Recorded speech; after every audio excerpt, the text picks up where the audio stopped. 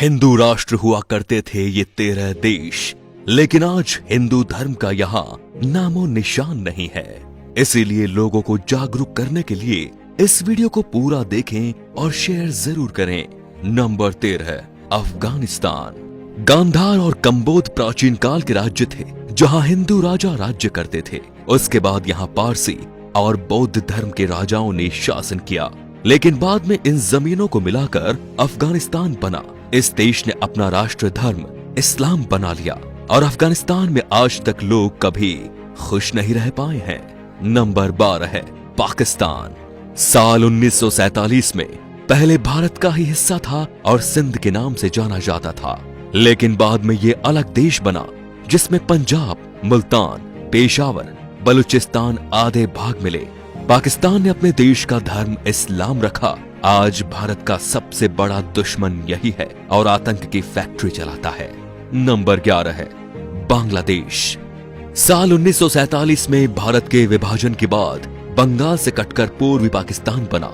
1949 में आवामी लीग की स्थापना हुई। इसका उद्देश्य पूर्वी पाकिस्तान को संयुक्ता दिलाना था। 1971 शेख मुजीब और अवामी लीग ने 26 मार्च को स्वतंत्रता की घोषणा कर दी और नए देश का नाम रखा बांग्लादेश। नंबर 10, नेपाल। आज नेपाल एक स्वतंत्र राष्ट्र है। कुछ साल पहले यहाँ हिंदू राष्ट्र हुआ करता था, लेकिन ये भी एक सेक्युलर राष्ट्र घोषित हो गया। प्राचीन भारतवर्ष में नेपाल भारत का ही अखंड भाग था, जिसे देवघर कहा जाता था। इसी देश में भगवान श्री राम की पत्नी सीता, जिनका जन्म स्थल मिथिला में स्थित है। नंबर 9, भूटान। प्राकृतिक सुंदरता से भरपूर भूटान भी कभी भारतीय महाजनपदों के अंतर्गत एक जनपद था और अखंड भारतवर्ष का हिस्सा था। भूटान संस्कृत के शब्द भूतान से बना शब्द है। नंबर 8, तिब्बत। तिब्बत को ट्राइविस्टम कहा जाता था, जहां ऋषिका और तुषाराम नामक राज्य थे। आज चीन द्वारा कब्जा किया हुआ ये देश भी भारतवर्ष का अभिन्न अंग था। तिब्बत में पहले हिंदू, फिर बाद में बौद्ध धर्म का प्रचार हुआ और ये बौद्धों का प्रमुख केंद्र भी बन गया।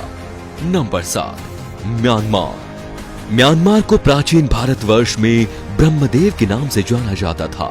ये देश प्राचीन काल से ही भारत का ही उपनिवेशक रहा है। हालांकि मुस्लिम शासनकाल में म्यांमार शेष भारत से कटा रहा और यहाँ पर स्वतंत्र राज्य सत्ताएं कायम हो गई। नंबर 6, श्रीलंका। श्रीलंका भारतीय उपमहाद्वीप के दक्षिण में हिंद महासागर में स्थित एक बड़ा महाद्वीप है। ये भारत के चोल और पांड्य जनपद के अंतर्गत आता था। कालांतर में यहाँ के सिंघल राजा ने बौद्ध धर्म अपनाकर इसे राज्य धर्म घोषित कर दिया और आज श्रीलंका भारत से अलग है। Number 5, Malaysia. मलय प्राय द्वीप का दक्षिणी भाग मलेशिया देश के नाम से जाना जाता है। इसके उत्तर में थाईलैंड, पूर्व में चीन का सागर और दक्षिण और पश्चिम में मलक्का का जलडमरू मध्य है। उत्तर मलेशिया के बुजांग घाटी तथा मरबाक के समुद्र किनारे के पास पुराने समय के अनेक हिंदू तथा बौद्ध मंदिर आज भी है। मलेशिया अंग्रेजों के गुलामी से 1957 में मुक्त हुआ। वहां पहाड़ी पर बटुकेश्वर का मंदिर है, जिसे बातू गुफा मंदिर कहते हैं। पहाड़ी पर कुछ प्राचीन गुफाएं भी हैं। आपको बता दें कि मलेशिया फिलहाल एक मुस्लिम राष्ट्र है। Number 4, Singapore. प्राचीन काल में भारत के इस हिस्से का नाम सिंहपुर था, जो आज सिंगापुर हो गया है। बाद में 9 अगस्त 1965 को अंग्रेजों ने सिंगापुर को स्वतंत्र और एक गणतंत्र देश बना दिया। Number 3, Thailand. हमें भले ही घूमने के लिए कहीं जाना हो तो थाईलैंड का नाम दिमाग में आता है, लेकिन ये बहुत ही कम लोग जानते हैं कि थाईलैंड का प्राचीन भारतीय नाम श्याम देश है।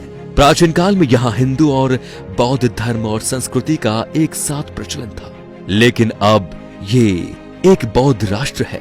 खैरात के दक्षिण पूर्व में कंबोडिया की सीमा के पास उत्तर में लगभग 40 किलोमीटर की दूरी पर यूरीराम प्रांत में प्रशांत फनाम रंग नामक सुंदर मंदिर है।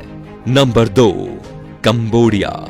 पौराणिक काल का कंबोज देश, कल का कंपूचिया और आज का कंबोडिया पहले हिंदू रहा और फिर बौद्ध हो गया। विश्व का सबसे बड़ा हिंदू मंदिर परिसर तथा विश्व का सबसे बड़ा धार्मिक स्मारक कंबोडिया में स्थित है। यह कंबोडिया के अंकोर में है, जिसका पुराना नाम यशोधरपुर है। Number 1, Vietnam. प्राचीन भारतवर्ष में वियतनाम को चंपा कहकर पुकारा जाता था।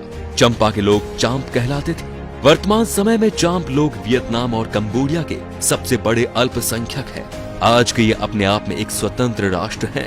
भारतीय इतिहास के अनुसार भारत के सम्राट विक्रमादित्य संपूर्ण अरब को जीतकर अपने साम्राज्य में मिलाया था।